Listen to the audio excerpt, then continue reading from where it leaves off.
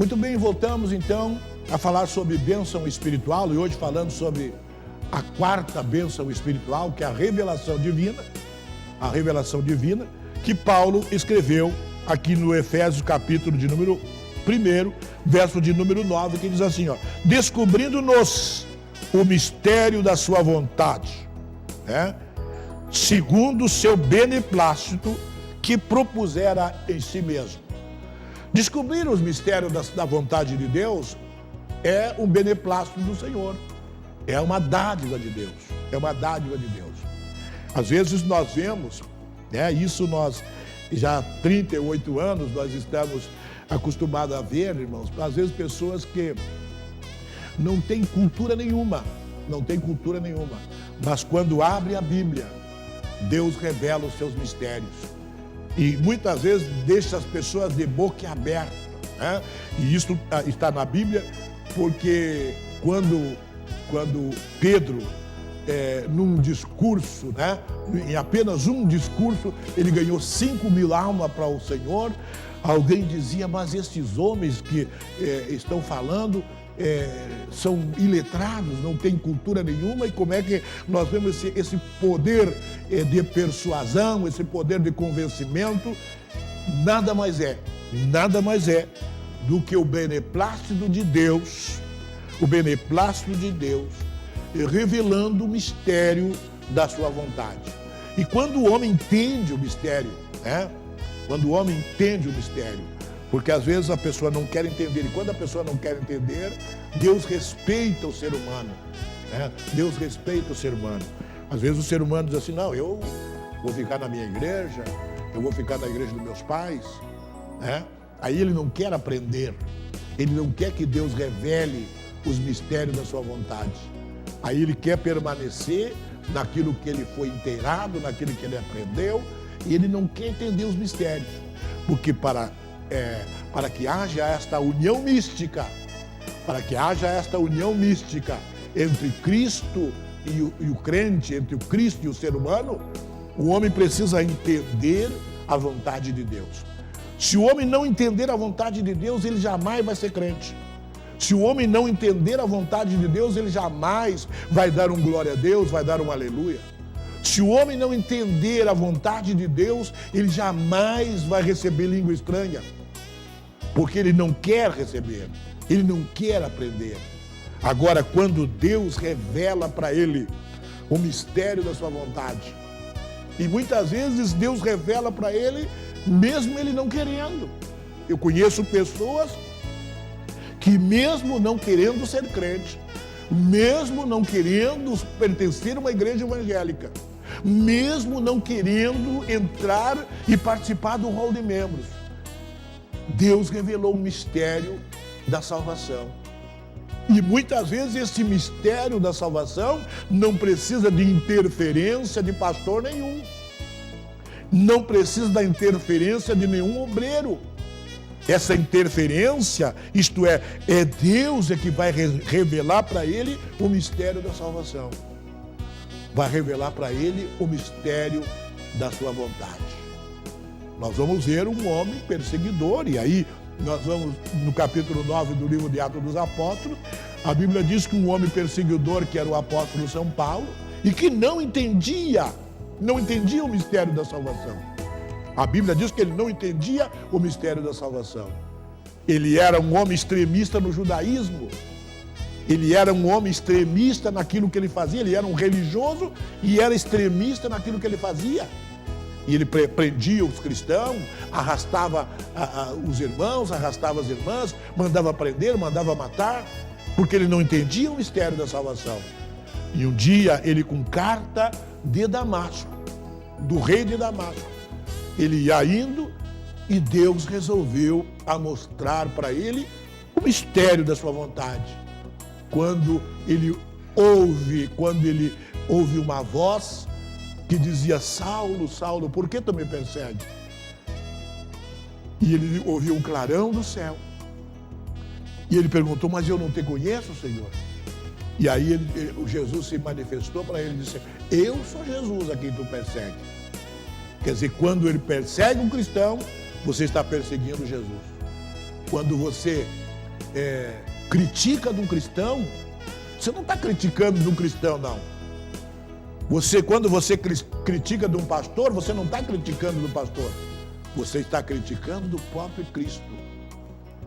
Porque nós não estamos trabalhando, eu não estou trabalhando para mim mesmo, estou trabalhando para que as pessoas conheçam o mistério da revelação de Deus. E esse quarto mistério da revelação de Deus. E que a pessoa, para entender, né, o apóstolo Paulo disse, para que Deus descubra para ele o mistério da salvação, Deus precisa se revelar para ele.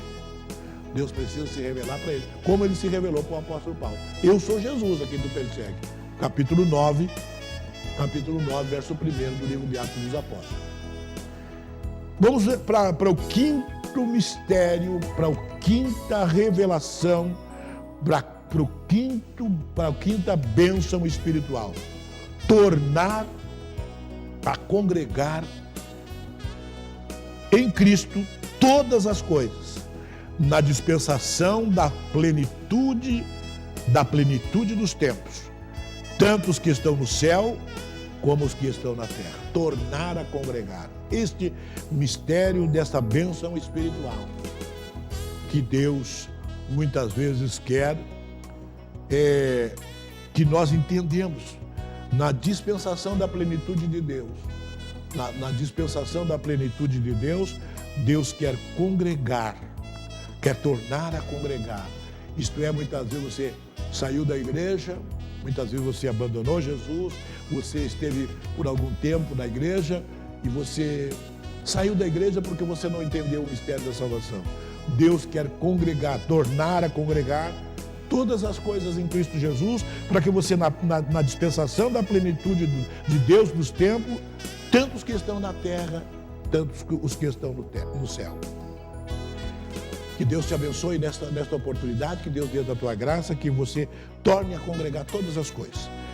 Sexto mistério, ou sexta bênção espiritual, está no versículo de número 11. Nele, digo, em que também fomos feito herança, havendo sido predestinado, conforme o propósito daquele que faz todas as coisas, segundo o conselho da sua vontade. Feito herança. Nós somos a herança de Deus. Nós somos a herança de Deus. E feliz é o homem que é herança de Deus. Feliz é a mulher que é herança de Deus. E nós como herança de Deus, nós nos tornamos felizes, porque a nossa alma se alegra quando nós estamos quase chegando no céu. E o céu é algo que anela a nossa alma. E quando nós ouvimos falar do arrebatamento da igreja, nós nos tornamos felizes, porque nós somos herança de Deus. Jesus, ele disse para o Pai: Pai, nenhum daqueles que você me deste se perdeu. Nenhum daqueles que você me deste se perdeu. Apenas o filho da perdição. Porque eles são herança tua. Eles são herança, são co-herdeiros comigo das mansões celestiais. E eu quero dizer que esse sexta bênção espiritual, que você medite, porque você é herança de Deus. Você é herança de Deus. E para nós encerrarmos, queridos, nós vamos falar sobre a sétima bênção espiritual, que está no versículo de número 14. Número 13 e 14. Em quem também vós estáis, depois que ouvistes a palavra da verdade, o evangelho da vossa salvação, e tendo nele crido, aí você precisa crer em Jesus. E aí foste selado com o Espírito Santo. Estamos falando da sétima bênção espiritual, no versículo 13 e 14, que é o selo da promessa de Deus, que muitas pessoas não entendem. Eu tenho conversado com muitas pessoas, nesses 39 anos que eu sirvo a Deus, e muitas vezes as pessoas têm me dito, pastor, mas o que é aquele barulho de língua estranha, quando nós entramos dentro da igreja? As pessoas não entendem. Primeiro porque não creu em Jesus. Segundo porque não foi selado com o Espírito Santo da promessa. Agora, quando você crê em Jesus e foi selado com o selo da promessa, você começa a entender os mistérios da salvação. Os mistérios da língua estranha, que para muitos é algo inexplicável. E aqui também no versículo de número 14, o penhor da vossa herança para a redenção da possessão de Deus, para louvor da sua glória.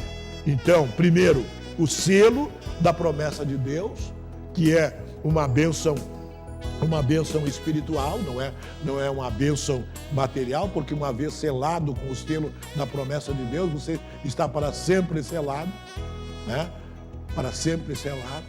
E é por isso que muitas vezes tem gente que às vezes sai da igreja e quando retorna da igreja, retorna falando em língua estranha, porque o selo está selado. Quando você sela uma carta, ela está selada para sempre, até que abra aquela carta.